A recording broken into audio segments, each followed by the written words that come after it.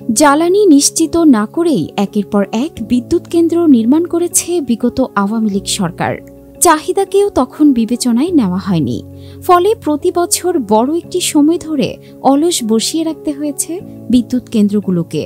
দিতে হয়েছে অলসভাবে বসিয়ে রাখার ভাড়াও। খরচের চাপ সামলাতে ভোক্তা পর্যায়ে বিদ্যুতের দাম বেড়েছে, অন্যদিকে সরকারের দায়ও বেড়েছে দ্বিগুণ। অথচ ৩ বছর ধরে গরম বাড়লেই লোডশেডিংয়ে ভুগতে হচ্ছে দেশবাসীকে। ছাত্র গণ অভ্যুত্থানের মাধ্যমে গঠিত নতুন অন্তর্বর্তী সরকার দায়িত্ব নিয়েও পড়েছে একই সমস্যায়। বিদ্যুৎ কেন্দ্র চালানোর জন্য পর্যাপ্ত জ্বালানি নেই, ফলে সারা দেশে বেড়েছে লোডশেডিং।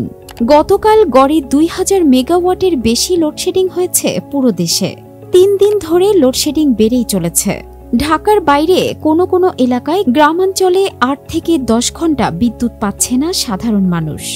যদিও দেশে এখন বিদ্যুৎ উৎপাদন সক্ষমতা প্রায় ২৭,৭৯১ মেগাওয়াট, কিন্তু সেখানে বিদ্যুতের চাহিদা ১৬,০০০ মেগাওয়াটের কম।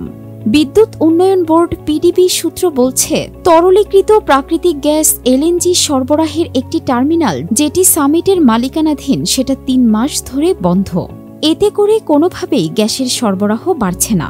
ফলস্বরূপ গ্যাস ভিত্তিক বিদ্যুৎ কেন্দ্রগুলো থেকে ১,০০০ মেগাওয়াট পরিমাণ উৎপাদন কমেছে। পাশাপাশি বিল বকেয়া থাকায় আদানির বিদ্যুৎ কেন্দ্র থেকে সরবরাহ কমেছে ৫০০ মেগাওয়াট।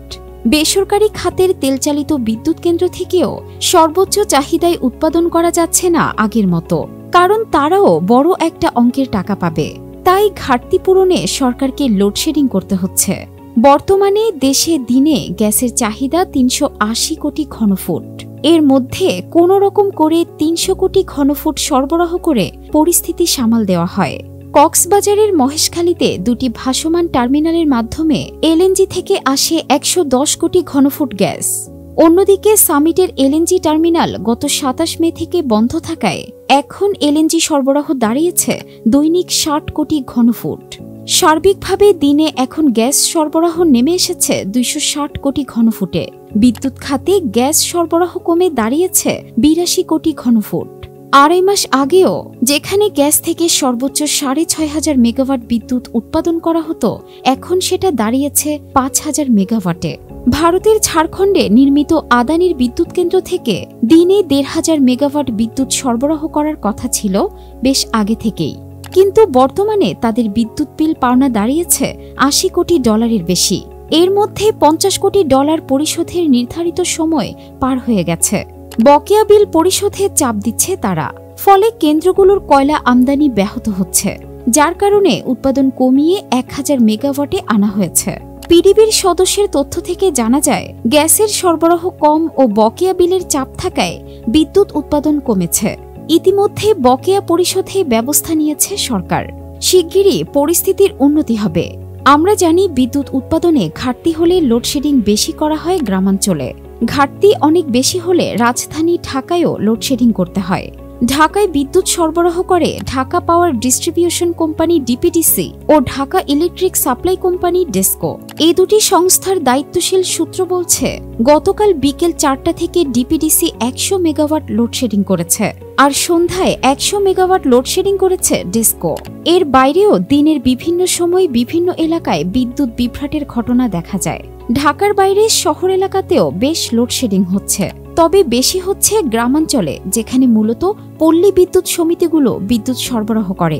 পল্লী বিদ্যুতায়ন বোর্ড আরইবি সূত্র বলছে, গতকাল চাহিদার চেয়ে বিদ্যুৎ সরবরাহ ২০ থেকে ২৫% কম পাওয়া গেছে, যার ফলে গড়ে ২,০০০ মেগাওয়াট করে লোডশেডিং করতে হয়েছে। আবার এর মধ্যে কোনো কোনো এলাকায় লোডশেডিং ছিল না, আবার কোনো কোনো এলাকায় ৫০% বেশি ঘাটতি ছিল। এতে দিনের প্রায় অর্ধেক সময় লোডশেডিং করতে হয়েছে সারা দেশে। সবচেয়ে বেশি লোডশেডিং হচ্ছে ময়মনসিংহ ও কুমিল্লা অঞ্চলে। ব্যাপক লোডশেডিং থেকে মুক্তি পেতে ২০০৭ সালের তত্ত্বাবধায়ক সরকার ভাড়া ভিত্তিক রেন্টাল বিদ্যুৎ কেন্দ্র নির্মাণ শুরু করে। এরপর ২০০৯ সালে আওয়ামী লীগ ক্ষমতায় আসার পর বেশি হারে বিদ্যুৎ কেন্দ্র নির্মাণ প্রকল্প শুরু হয়। শেখ হাসিনার সরকার তখন বিদ্যুৎ ও জ্বালানির দ্রুত সরবরাহ বৃদ্ধি আইন ২০১০ পাশ করে, যা দায়মুক্তি আইন নামে পরিচিত। এই আইনের অধীন দরপত্র ছাড়াই নির্মাণ করা হয় একের পর এক বিদ্যুৎ কেন্দ্র। বিদ্যুৎ কেন্দ্র নির্মাণে প্রথমে বিভিন্ন খাতের ব্যবসায়ীরা যুক্ত হলেও পরে আওয়ামী লীগের নেতারা নিতে থাকেন বিদ্যুৎ কেন্দ্রের মালিকানা। 2013 থেকে 14 অর্থবছরে ভারত থেকেও বিদ্যুৎ আমদানি শুরু হয়। 1.5 দশকে বিদ্যুৎ উৎপাদনের সক্ষমতা বেড়েছে 5 গুণের বেশি, উৎপাদন বেড়েছে 3.6 গুণ, আর কেন্দ্র ভাড়া বেড়েছে 16 গুণ। বিশেষজ্ঞরা মনে করেন মূলত বিশেষ গোষ্ঠীকে সুবিধা দিতে আওয়ামী লীগের 15.5 বছরের শাসনামলে এভাবে অপ্রয়োজনীয় বিদ্যুৎ কেন্দ্র নির্মাণ করা হয়েছে, যেখানে 5,000 মেগাওয়াট থেকে বেড়ে বিদ্যুৎ উৎপাদন সক্ষমতা হয়েছে 28,000 মেগাওয়াট, যা চাহিদার প্রায় দ্বিগুণ।